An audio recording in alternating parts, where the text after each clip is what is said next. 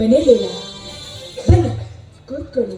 ಪರವಾಗಿಲ್ಲ, ಯಜಮಾನರು ಬಂದ ಮೇಲೆ ಮತ್ತೆ ಬಂದು ಭೇಟಿಯಾಗುತ್ತೇನೆ. ನಾನಿನ್ನು ಬರುತ್ತೇನೆ. ಹಾ, ನಿಂತುಕೊಳ್ಳಿ.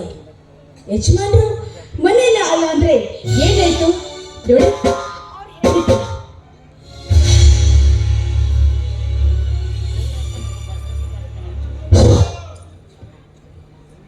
ನೋಡಿ, ಅತಿಥಿಗಳು ಮನೆಗೆ ಬಂದಾಗ ಆದರದ ಸ್ವಾಗತಿಸಲು ನಾನಿದ್ದೀನಲ್ಲ.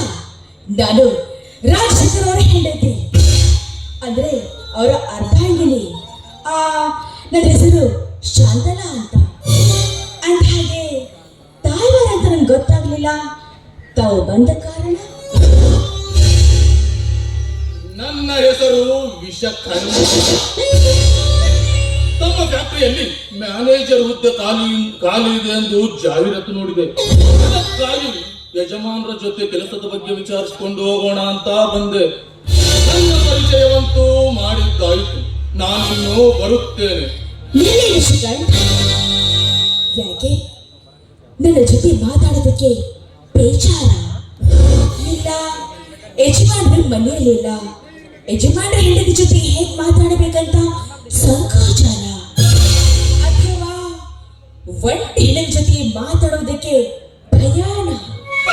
ನೋಡಿ, ನಾನು ರಾಜಶೇಖರ್ ಅವರ ಹೆಂಡತಿ, ಅವರ ಅರ್ಧ ಆಗಿದೆ.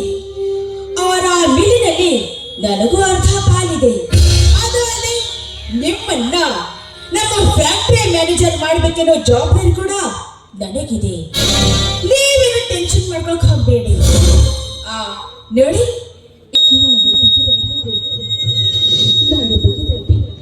ಸುಖ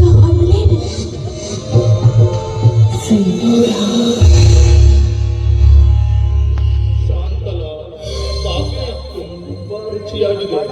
ಒಮ್ಮೆ ಕುಡಿದರೆ ಮತ್ತೆ ಮತ್ತೆ ಕುಡಿಯಬೇಕೆನಿಸುತ್ತಿದೆ. ಶಾಂತಲಾ, ನಾನು ನಿಮ್ಮ ಜೊತೆ ಮಾತನಾಡಿದರೆ ಯಾವುದೋ ವಿಚಾರದಲ್ಲಿ ಇದ್ದಂತೆ ಕಾಣುತ್ತೆ.